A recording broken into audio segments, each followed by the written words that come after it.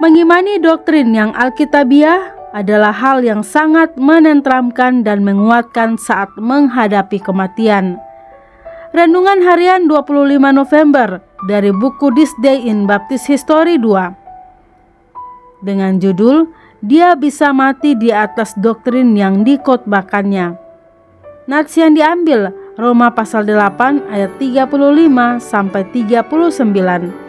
John McGowan lahir di Edinburgh, Skotlandia sekitar tahun 1726.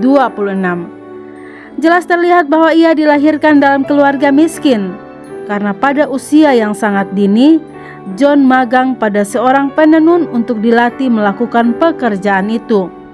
Rupanya ia bertobat melalui pelayanan kaum Metodis, dan pada tahun-tahun berikutnya dalam hidupnya ia menjadi pengkhotbah keliling di kalangan Metodis Wesleyan. Dalam masa studinya, saat ia bersiap untuk berkhotbah, Mr. McGowan mulai mempertanyakan pendekatan Arminian terhadap teologi yang menjadi ciri khas kaum Metodis. Lambat laun ia menjadi Calvinis dalam pandangan teologisnya, dan hal ini menyebabkan ia bersatu dengan kaum independen. Pembelajaran yang terus-menerus menghasilkan keresahan dalam diri hamba Allah yang tulus itu mengenai doktrin baptisan. Setelah meneliti kitab suci secara menyeluruh, John McGowan menolak baptisan bayi dan memberi diri dibaptis sebagai orang percaya. Dia kemudian bergabung dengan kaum baptis khusus atau partikular pada zamannya. Mutasi spiritual yang lambat ini pada akhirnya menghasilkan posisi doktrinal yang dapat ia pertahankan dengan jelas. Seiring dengan pemahaman teologisnya yang berkembang dengan baik, John McGowan memiliki kemampuan unik dalam menggunakan sindiran yang dibumbui dengan kecerdasan yang tajam. Dalam tulisan-tulisan yang memberinya reputasi kesastraan, ketika 7 pelajar muda dikeluarkan dari Oxford karena melakukan ibadah pribadi, Reverend McGowan menerbitkan tulisan berjudul The Savor of Priestcraft Definite. George Whitefield dan Countess Countingdon juga mempersalahkan para pejabat universitas atas tindakan mereka. Tetapi serangan terhadap pejabat universitas yang memberikan dampak terbesar adalah yang dilakukan oleh Reverend McGowan. Menyusul perubahan keyakinannya, Tuan McGowan diminta oleh jemaat gereja baptis Devonshire Square di London untuk mengisi mimbar mereka pada tahun 1767. Ketika dia mendapatkan penerimaan yang baik dalam pelayanan itu, Tuan McGowan diminta untuk menjadi gembalanya, dan pada tanggal 29 Juli 1767 dia ditabiskan. Jadi pada usia 41 tahun sang abdi Allah menjadi seorang gembala sidang baptis. Hingga kematiannya ia melayani jemaat dengan penuh kesetiaan. Pada periode itulah ia menjadi terkenal karena keterampilan sastranya. Banyak penulis agama pada masa itu melanjutkan pola John Bunyan dari abad sebelumnya dan menulis secara alegori. Buku tentang kehidupan Joseph dan Ruth dan Boaz karya Reverend McGowan menjadi favorit.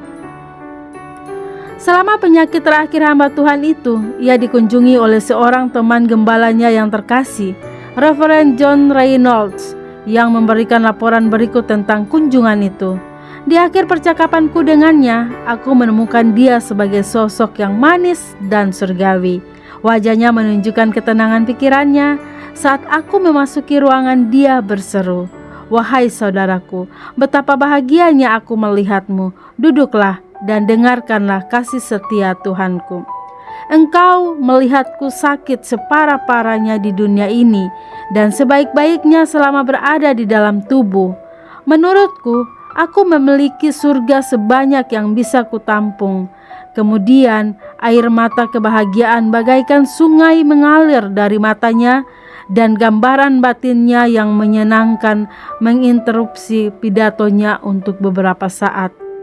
Dia memecah keheningan dengan mengatakan, "Pekerjaan akan selesai. Lihatlah apa yang harus segera kamu alami. Namun kematian bagiku tidak ada sesuatu pun yang mengerikan di dalamnya. Aku tidak mempunyai pemikiran yang cemas. Kita harus berpisah di sini, tapi kita akan bertemu lagi.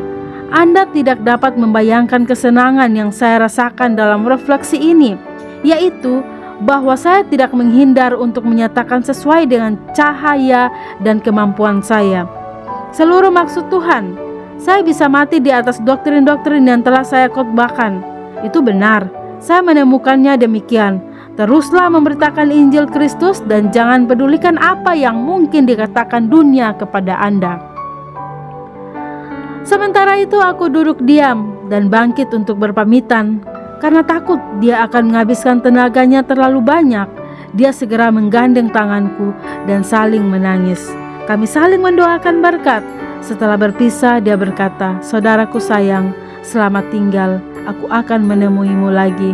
Demikianlah aku meninggalkan teman dan saudaraku yang terhormat, dan pada Sabtu malam, roh abdinya meninggalkan tubuhnya untuk pergi ke dunia kebahagiaan dan memelihara sahabat kekal bersama Tuhan, para malaikat, dan orang-orang kudus. Khotbah pemakaman disampaikan oleh Reverend Benjamin Wallin, gembala dari Gereja Baptis Masepon di London, dan diambil dari Sakaria 3 ayat 2. Reverend McGowan sendiri yang memilih teks tersebut, dan bunyinya, "Bukankah dia ini puntung yang telah ditarik dari api?" Kata-kata berikut ini diukir pada batu nisan di atas kuburan di Bunhill Field yang menandai peristirahatan sisa-sisa abdi Tuhan yang telah kita pelajari ini. Disinilah terbaring John McGowan, VDM, yang di tangan Tuhan tidak layak menerima apapun selain kehancuran akhir. Namun, melalui kasih karunia dimungkinkan untuk berharap pada keselamatan yang sempurna. Ia meninggal pada tanggal 25 November 1790 hari ini dalam usia 54 tahun. Sebab karena kasih karunia kamu diselamatkan oleh iman. Itu bukan hasil usahamu, tetapi pemberian Allah. Efesus 2 ayat 8. Huruf VDM disingkat dari Forum Dei Minister, yaitu pelayan firman Tuhan. Sekali lagi, renungan ini mengkonfrontasi para pembaca dengan fakta bahwa kelahiran alami tidak membuat seseorang menjadi seorang baptis yang dilahirkan kembali. Tentu saja seseorang dapat dilahirkan dari orang tua baptis, namun hal itu tidak serta-merta menjadikan seseorang baptis. Karena seseorang dapat menjadi baptis hanya melalui keyakinan. Banyak orang yang datang dari berbagai latar belakang telah melayani Tuhan dengan setia, sebagaimana mereka telah diyakinkan oleh wahyunya. Ada baiknya kita menguji pengakuan iman dan praktik kita dengan pengajaran firman Tuhan yang jelas. Renungan tambahan Dr. Swento Liau. John McGowan, seorang yang dilahirkan bahkan diselamatkan di gereja Metodis, kemudian pindah Calvinis, namun kemudian pindah menjadi orang baptis. Adalah hal yang sangat wajar jika seseorang sungguh lahir baru, ia akan seperti seorang bayi yang merindukan susu. Bagaikan rusa yang merindukan air, ia akan merindukan pengajaran yang alkitabiah. Jika Anda tidak pernah mencari tahu tentang kebenaran dan tidak pernah membandingkan pengajaran yang Anda imani dengan pengajaran denominasi lain, serta mempertanyakan manakah yang lebih benar, saya yakin Anda belum lahir baru. Ikan yang mati tidak menggelepar apalagi berenang. Kristen yang mati tidak bertanya dan tidak mencari kebenaran. Camkanlah. Poin kedua, kami tidak menghendaki seseorang menjadi anggota jemaat kami karena ikut-ikutan atau karena dilahirkan. Ketika anggota jemaat kami melahirkan, pada saat sang bayi pertama dibawa berjemaat, ia dibawa orang tuanya maju ke depan jemaat untuk didoakan, bukan dibaptis. Dan setiap minggu di akhir kebaktian kami melakukan panggilan sambil menyanyikan sebuah lagu. Siapakah yang mau maju ke depan jemaat untuk membuat pengakuan iman, memberi diri dibaptis, dan mau bergabung menjadi jemaat? Silakan maju. Kami mau orang yang sudah dewasa membuat keputusan untuk bertobat dan percaya dan membuat pengakuan iman di depan jemaat. Untuk dibaptiskan atau menjadi anggota jemaat, tidak ada orang yang boleh menjadi anggota jemaat tanpa membuat pengakuan iman. Poin ketiga, setelah beriman pada Yesus Kristus sesuai dengan pengajaran yang benar, apalagi setelah melayani Tuhan dengan giat, maka ketika kematian mendekat, tidak akan ada ketakutan, melainkan terisi dengan pengharapan.